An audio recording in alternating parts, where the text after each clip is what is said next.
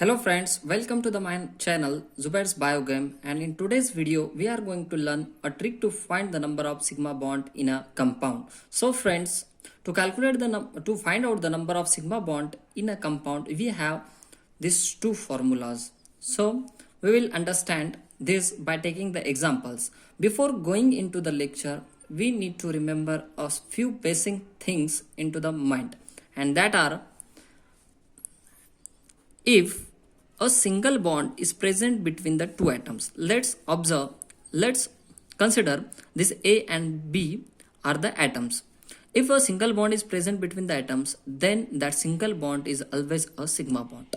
If the two bonds are present between the atoms, then one bond is sigma bond and another one bond is a pi bond. If the three bonds are present between the atoms, then one bond is sigma bond and another two will be pi bonds. So you need to keep this in mind. So let's take an example. So you can see here the formula of our is number of sigma bond is equal to number of carbon atom minus 1 plus number of other atoms attached to it. So this is our simple formula for all the organic compounds, because in this formula carbon atom is present, and the compound which contain the carbon atoms all are organic compound except carbon dioxide and carbonates and carbon monoxide. You know that. So let's take an example. If we take the example of ethene molecule, the formula of ethene molecule is C2H4. C2H4. If we put this formula into, if we put this molecular formula into this formula, then let's see what will we get. So if we put the values into the formula, then total number of carbon atoms in the formula is 2. So 2 minus 1 plus number of other atoms. So number of other atoms are 4 here. So 2 minus 1 plus 4 is equal to 2 minus 1 is 1. 1 plus 4 is equal to 5. So according to the formula, in the ethene 5 sigma bonds are present. Let's cross check the formula by drawing the complete structural formula of ethene. So complete structural formula of ethene will be like this.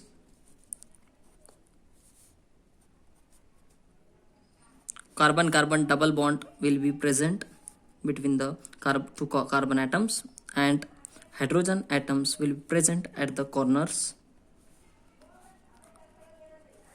So as I told you earlier, if the single bond is present between the atoms, then that bond is always a sigma bond. So here is the sigma bond, here is also a sigma bond, here is also a sigma bond, here is also a sigma bond.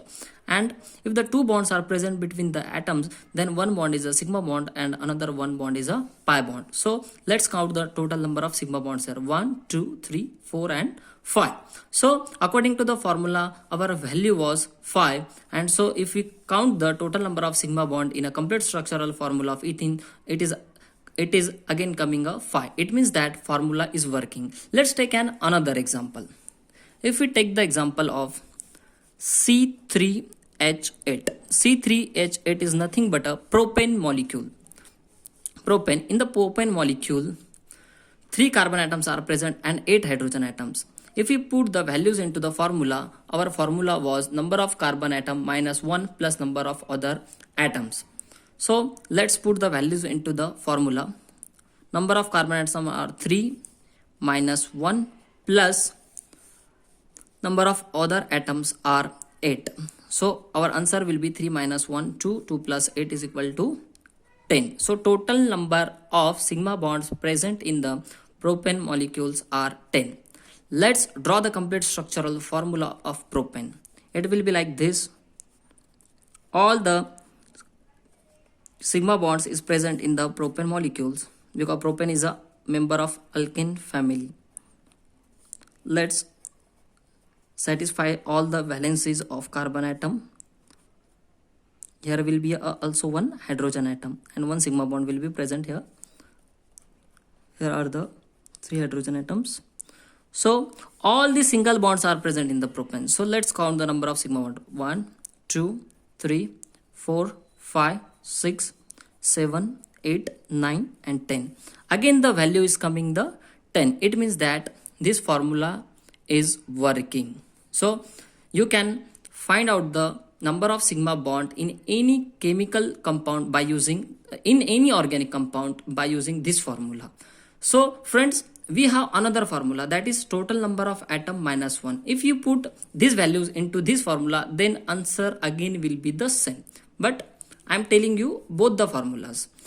But this formula will not work for other compounds or for other chemical compounds. For example, if we take the H3PO3, H3PO3. So in the H3PO3 there is no carbon atom present, but in this formula there is a carbon. So this formula will not work for H3PO3. So we will use this formula, total number of atom minus 1. So in the H3PO3, the total number of atoms are 3 hydrogen atom, 1 phosphorus atom, 3 plus 4, 3 plus 1 is 4, and 4 plus 3 are 7. So total number of atoms are 7. 7 minus 1 is equal to 6. According to this formula, in H3PO3, 6 sigma bonds are present.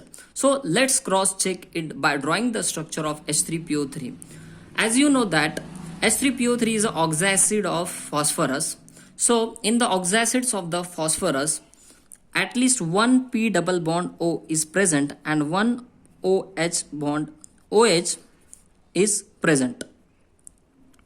One hydroxyl group is present. In the hydroxyl group, oxygen is attached to the phosphorus atom and hydrogen is attached to the